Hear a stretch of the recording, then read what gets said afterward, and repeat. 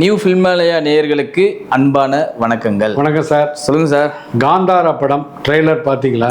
அதோட எக்ஸ்பெக்டேஷன் பயங்கரமாக இருக்குது. அதே நேரத்தில் இட்லி கடைன்னு வருது. அதோட பாதிப்பு இப்போ ரசிகர்கள்லாம் எப்போ காந்தாரான்னு இப்போ கேட்டுட்ருக்காங்க. அதை ட்ரெய்லரை பற்றி சொல்லுங்கள். ட்ரெய்லர் உண்மையிலேயே உண்மையிலே வந்து ஒரு அற்புதமாக ஒரு மேக்கிங் பண்ணியிருக்காங்கன்றது மட்டும் நல்லாவே தெரியுது. காந்தாரா 2 வந்து ரிஷப் ஷெட்டி அவரே ஹீரோ, அவரே இயக்குனர். ஏற்கனவே அந்த படம் முதல் படம் பாகம் வரும்போது கூட வந்து பெரிய லெவல் எக்ஸ்பெக்டேஷன் இல்லை. அது வேர்ட் ஆஃப் மவுத் டாக்கில் தான் அந்த படம் வந்து பெரிய லெவலில் பிக்கப் ஆச்சு. தமிழ்நாட்டிலே வந்து அந்த திரைப்படம் வந்து நல்ல வரவேற்பை பெற்று நல்ல வசூல் ரீதியாகவும் பெரிய வரவேற்பை பெற்றுச்சு. இப்போ அதை தொடர்ந்து அந்த காந்தாரா 2 படம், ஏன்னா அந்த முதல் பார்ட்டோடைய கிளைமேக்ஸ்லேயே வந்து அவர் மறைஞ்சிடுற மாதிரி உங்களுக்கு தெரியும் நினைக்கிறேன். கடவுள் வேடமேற்று ஒரு திருவிழாவில் அவர் வந்து உள்ளே போயிட்டு காட்டுக்குள்ளே போயிட்டு மறைஞ்சிடுற மாதிரி வந்து ஒரு காட்சி அமைப்பை கொண்டு வந்திருப்பாங்க. அதனுடைய தொடர்ச்சியாக வந்து இதில் அழகாக அழகாக காமிச்சிருக்காங்கன்றது ட்ரெய்லர்லேயே தெரியுது. இன்னொரு முக்கியமான விஷயம் என்ன தெரியுங்களா? எந்த படத்துடைய காட்சி அமைப்புகளையும் ட்ரெய்லரில் வந்து அந்த சீக்ரெட்ஸ் வந்து ரிவீல் பண்ண மாட்டாங்க. ஆனால் இந்த ட்ரெய்லரில் பார்த்தீங்கன்னா காந்தாரா 2ல் கிளைமேக்ஸில் என்ன நடக்க போகுது அப்படின்றத இவங்க ட்ரெய்லர்லேயே முன்கூட்டியே வந்து ரிவீல் பண்ணி வச்சிருக்காங்க. இதெல்லாம் வந்து பெரிய ஒரு அதிசயம் தான் உண்மையை சொல்ல போனால். ஏன்னா எந்த ஒரு படத்துக்குமே வந்து ஒரு அவங்க படத்தில் இருக்கிற ஒரு சஸ்பென்ஸை வந்து அவ்வளோ ஈஸியாக வந்து ரிவீல் பண்ண மாட்டாங்க ட்ரெய்லரில். நீங்கள் உங்களுக்கு தெரியும் நினைக்கிறேன். ஒரு ஸ்டில்லை கூட ரிலீஸ் பண்ணுறது கூட அப்படி யோசிப்பாங்க, ஒரு சீக்ரெட்டாக வச்சுருப்பாங்க, உங்களுக்கு தெரியும். ஸோ அந்த அளவுக்கு இருக்கும்போது வந்து இவங்க அழகாக வந்து ஒரு இந்த படத்தோட கிளைமேக்ஸே இப்படி தான் இருக்கும் அப்படின்றத படத்தோடைய ட்ரெய்லர்லேயே காமிச்சிருக்காங்கன்னா அதுக்கெல்லாம் வந்து ஒரு தனிப்பட்ட முறையில் ஒரு தைரியம் வேணும். உண்மையிலே வந்து அந்த ரிஷப் ஷெட்டி அவர்களுக்கு வந்து பெரிய பாராட்டுகளே தெரிவிச்சுக்கலாம். அந்த அளவுக்கு வந்து கட்ஸோடவே இறங்கியிருக்காரு அப்படின்ற மாதிரி தான் தோணுது இதை பார்க்கும்போது. இன்னொரு முக்கியமான விஷயம் என்னன்னா, நீங்கள் இன்னொரு விஷயம் சொன்னீங்க, இட்லி கடை படமும் 1ஆம் தேதி வருது, காந்தாரா 2 2ஆம் தேதி வருது. தமிழ்நாட்டிலே வந்து ஏகப்பட்ட வரவேற்புகள் காந்தாரா 2க்கு இருக்கும்போது அப்போ இட்லி கடையை ஓரம் கட்டிடுச்சா அப்படின்ற மாதிரி நீங்கள் கேள்வி கேட்குறீங்க. அந்த மாதிரி நேயர்களுக்கெல்லாம் ஒரே ஒரு சின்ன உதாரணம் கொடுத்துட்றேன். பொன்னியின் செல்வன் 1 படம் வரும்போது உங்களுக்கு தெரியும், அன்றைக்கி முன்னால் தான் வந்து பார்த்தீங்கன்னா தனுஷ் நடித்த நானே வருவன் திரைப்படமும் வந்துச்சு. நானே வருவன் திரைப்படம் வரும்போது என்னாச்சுன்னா பல பேர் கேட்டாங்க, பொன்னியின் செல்வன் 1 வருது, இப்போ போயிட்டு இந்த படத்தை விடுறீங்களே, இது எங்கெங்க ஓடுன்னு சொன்ன மாதிரி. அப்போ என்ன ஆச்சுன்னா 2வது நாளே வந்து நானே வருவன் யாருமே கண்டுக்கவே இல்லை. உங்களுக்கு தெரியும் நினைக்கிறேன். நானே வருவன் சுத்தமாக 2வது நாள் வாஷ் அவுட் ஆயிடுச்சு படம். அந்த முதல் நாள் மட்டும் தான் ஓப்பனிங் இருந்தது, 2வது நாள்லாம் ஒன்றுமே இல்லை. பொன்னியின் செல்வன் 1 தான் பெரிய லெவலில் ஓப்பனிங். எல்லா திரையரங்களும் மேக்ஸிமம் பொன்னியின் செல்வன் 1 தான் போட ஆரம்பிச்சாங்க. அதுக்கு அடுத்தது அதேமாதிரி ரிசல்ட் வந்து ரொம்ப மோசமாக இருந்தது. நானே வருவனுடைய விமர்சனங்கள்லாம் பார்த்தீங்கன்னா மோசமாக இருந்தது. அதனால் வந்து அந்த திரைப்படம் வந்து பெரிய வந்து பிக்கப்பும் ஆகலை, பெருசு லெவலில் ஓடவும் இல்லை. அதே மாதிரி பார்த்தீங்கன்னா இட்லி கடையும் வந்து ட்ரெய்லர் கூட சமீபத்தில் வெளியாகிருக்கு. ஒரு எப்படி சொன்னால் ஒரு மேக்கிங் வைஸாக வந்து ஒரு பர்ஃபெக்டாக தனுஷ் அவர்கள் கொடுத்துருந்தா கூட நம்ம தமிழகத்தை பொறுத்த வரைக்கும் கமர்ஷியல் வேல்யூ தான் அதிகமாக எதிர்பார்ப்பாங்க. உங்களுக்கு தெரியும் நினைக்கிறேன். அந்த கமர்ஷியல் வேல்யூ இட்லி கடையில் இருந்தால் தான் அந்த கண்டினியூட்டி அப்படியே தொடர்ந்துகிட்டே போகும். தமிழகத்தில் வந்து அனைத்து திரையரங்களும் அந்த கண்டினியூட்டி தொடர்ந்துகிட்டே போயிடும். ஒருவேளை நானே வருவன் மாதிரி இருந்து கவுந்துச்சுன்னு வச்சுக்கலாம். 2வது நாளே பார்த்தீங்கன்னா, ஏன்னா முதல் நாள் இட்லி கடை, 2வது நாள் தான், அதுக்கு அடுத்த நாள் தான் பார்த்தீங்கன்னா காந்தாரா 2 வருது. இட்லி கடையோட ரிசல்ட் தெரிஞ்ச போது என்ன ஆகும், அழகாக என்ன பண்ணுவாங்க, எல்லா திரையரங்களும் வந்து அவர் காந்தாரா 2 போடுறதுக்கு எல்லாருமே வந்து நாடுவாங்க. உங்களுக்கு தெரியும் நினைக்கிறேன். அந்த மாதிரி நாடும்போது நான் வந்து இட்லி கடை வந்து பெரிய லெவலில் பூஸ்டப் ஆகலை, பெரிய லெவலில் படம் இல்லை அப்படின்னு வந்துச்சுன்னு வச்சிங்களேன், காந்தாரா 2க்கு தான் பெரிய லெவலில் எக்ஸ்பெக்டேஷன் இருக்கும். இப்போ வந்து அது வந்து ஒரு அந்நிய மொழி படமாக இருந்தால் கூட இங்கே பல படங்கள் வந்து உதாரணத்துக்கு சொல்லலாம். இப்போ வந்து பார்த்தீங்கன்னா பீஸ்ட் வரும்போது தான் அதுக்கு மறுநாள் வந்து KGF 2ன்ற ஒரு திரைப்படம் வந்துச்சு. பீஸ்ட் திரைப்படம் வந்து சரியாக போகாதனால ஆச்சுன்னா KGF 2 வந்து அடிச்சு பட்டை கிளப்பிச்சு அடுத்தது வசூல் ரீதியாக. அதே மாதிரி பார்த்தீங்கன்னா நானே வருவன் ஒரு திரைப்படம் வரும்போது அடுத்து பார்த்தீங்கன்னா மறுநாள் பொன்னியின் செல்வன் 1 வந்துச்சு. நானே வருவன் ரிசல்ட் சரிஞ்சதுனால பொன்னியின் செல்வன் ஆல்ரெடியே அது செம்ம பீக்கில் இருக்கிற படம், இது சுத்தமாக டவுன் ஆனதுனால ஆச்சுன்னா இன்னும் பீக் அதிகமாகிடுச்சு. அந்த மாதிரி ஒரு நிலைமை வந்து இந்த படத்துக்கு நீடிக்குமா அப்படின்னு கேட்டிங்கன்னா நிச்சயமாக வந்து படத்தோட ரிசல்ட்டை பொறுத்தாமல் இட்லி கடை ஒரு வேலை சரியில்லை, நார்மலாக ஒன்றும் பெருசாக இல்லைங்க அப்படின்ற ரிசல்ட் வந்துச்சுன்னா ஆட்டோமேட்டிக்காக ஆடியன்ஸோட மைண்ட் எங்கே போகும்னா காந்தாரா 2 பக்கம் தான் ஓடும்.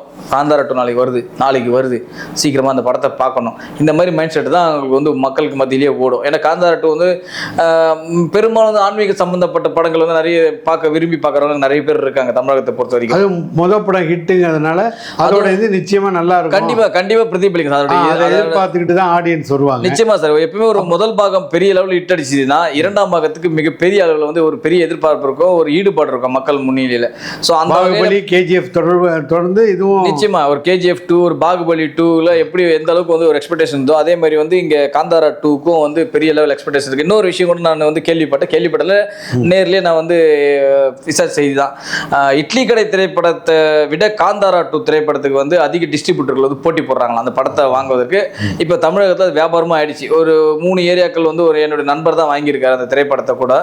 அந்த திரைப்படத்துக்கு வந்து அவ்வளோ ஸ்க்ரீன்ஸ் வந்து போடுறதுக்கு அவ்வளோ இது பண்ணுறாங்களாம். ஏன்னா அந்த அளவுக்கு வந்து அந்த படத்தின் மீதான எதிர்பார்ப்பு அந்த அளவுக்கு வந்து தமிழக மக்களிடையே வந்திருக்குது தான் சொல்கிறாங்க.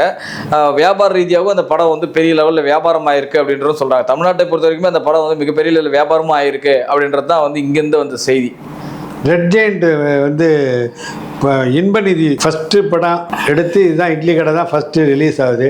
இட்லி கடை போனி ஆகுமா ஆகாதாங்கிற தெரியல. இல்லை சார், அது வந்து பார்த்தீங்கன்னா இப்போ நம்ம அருமை நண்பர் உதயநிதி அவர்கள் வந்து இப்போது அரசியல் பக்கம் போயிட்டார், உங்களுக்கு தெரியும்.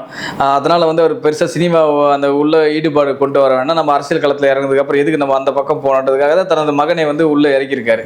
ஸோ அதே அவருக்கு ஒரு பெரிய ஒரு இக்கட்டான சூழ்நிலை இருக்காது. இக்கட்டான சூழ்நிலை அப்படிலாம் ஒண்ணுங்க சார். ரெட் ஜெயண்ட் மூவிஸ் வந்து இங்க பல திரைப்படங்கள் வெளியிட்டு இருக்காங்க சார். பல சென்டிமெண்ட் சொல்லுவாங்களே சினிமால. இல்ல சார், பல திரைப்படங்கள் வெளியிட்டா கூட பல திரைப்படங்கள் வெளியிடும் போது வந்து லாபமும் வரும், நஷ்டமும் வரும், வெற்றியும் வரும், தோல்வியும் வரும். இது வந்து நம்ம வந்து ஜோசியம் பார்க்கறது கிடையாது. நம்ம வந்து அதை எதிர்காலத்தை நிர்ணயிக்கக்கூடிய அளவுக்கு இங்க யாருக்கும் அந்த அளவுக்கு திறமை கிடையாது. இந்த படம் ஓடுமா, மக்கள் ஏத்துப்பாங்களா, யாராலும் உறுதியெல்லாம் சொல்ல முடியாது.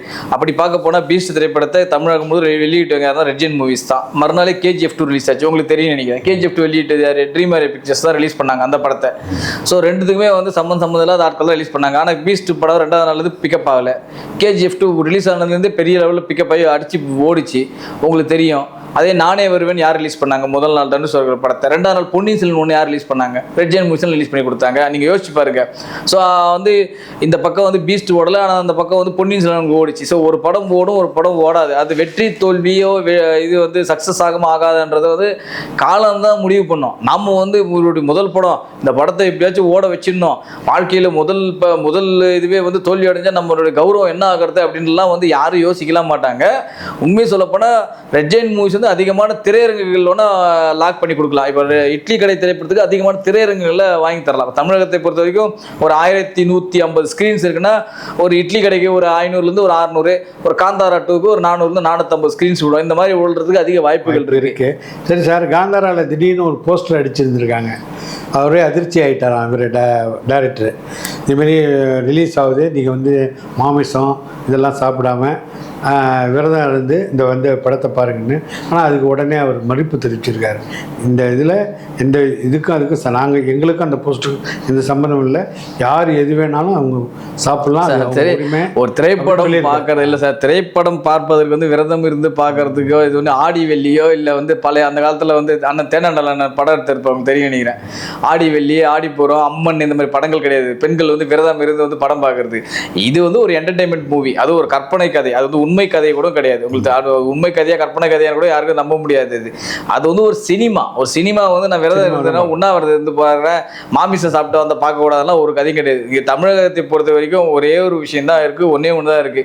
மது அருந்து விட்டு தேட்டருக்குள் வரக்கூடாதுன்ற மட்டும் தான் பல திரைகளில் ரூல்ஸ் அண்ட் ரெகுலேஷன் வச்சிருப்பாங்க. நீங்க பார்த்துருப்பீங்க, அது நிறைய தேட்டரில் கூட எழுதியே போட்டிருப்பாங்க, மது அருந்து விட்டு திரையரங்குகள் வர வேண்டாம் அப்படின்ற அனுமதி இல்லை தான் போட்டிருப்பாங்க. அது மட்டும்தான் இங்கே இருக்கிற ஒரே ரூல்ஸ். மற்றபடி நீ மட்டன் சாப்பிட்டியா, சிக்கன் சாப்பிட்டியா, இட்லி சாப்பிட்டியா, பழைய சோறு சாப்பிட்டியான்றதெல்லாம் இங்கே கேள்வி கிடையாது. அந்த மாதிரி ஒரு நிகழ்வும் இந்த தமிழகத்தில் எந்த தேட்டரில் சட்டத்திட்டங்கள் கிடையாது. விரதம் இருந்தால் தான் அவனை தேட்டருக்குள்ள உள்ள விடுவேன்ட்டு. அது வந்து ஒரு ஃபேக்காக ஒரு போஸ்டாக கூட இருக்கலாம், இல்லை எவனாச்சும் வந்து அந்த அதனுடைய வளர்ச்சி தடுக்கிறதுக்காக ஃபேக்காக கூட ரிலீஸ் பண்ணிக்கலாம். இது சார் இன்னைக்கு சோசியல் மீடியாக்கள் பெருசாகிடுச்சு சார். பெருசாகும்போது என்ன ஆகுதுன்னா, இப்போவா ஒருத்தருக்கு ஆகும், ஒருத்தருக்கு ஆவாதம் ஒன்று பண்ணுவான், ஆணவம் ஒன்று பண்ணுவான். ஸோ சோஷியல் மீடியாக்கள் பெருசானதுனால ஒருத்தருக்கு ஒரு நடிகரோட ஃபேன்ஸு இவங்களுக்கு ஆகாது, இந்த நடிகரோட ஃபேன்ஸு அவங்களுக்கு ஆகாது. இவங்களாம் மாற்றி சோஷியல் மீடியாவில் எல்லாமே கிளப்பி விடுறது தானே சார் இது. சார் ஒன்று ஒரு போஸ்ட் ஒரு சிஸ்டம் வந்து ஒரு ஃபோட்டோஷாப் கற்றுக்கிட்டு அவன் டிசைன் பண்ணி அவன் சோஷியல் மீடியாவில் எடுத்து ஷேர் பண்ணிகிட்டே இருக்கானுங்க. எதனா ஒருத்தர் ஷேர் பண்ணுறானுங்க. அதனால தான் அந்த தயாரிப்பினர் அஃபிஷியலாக போஸ்ட் வெளியிடுது. இப்போ தயாரிப்பினர் அஃபிஷியலாக போஸ்ட் வெளியிட்டால் மட்டும்தான் நம்ம அதிகாரப்பூர்வமாக எடுத்துக்க முடியும்.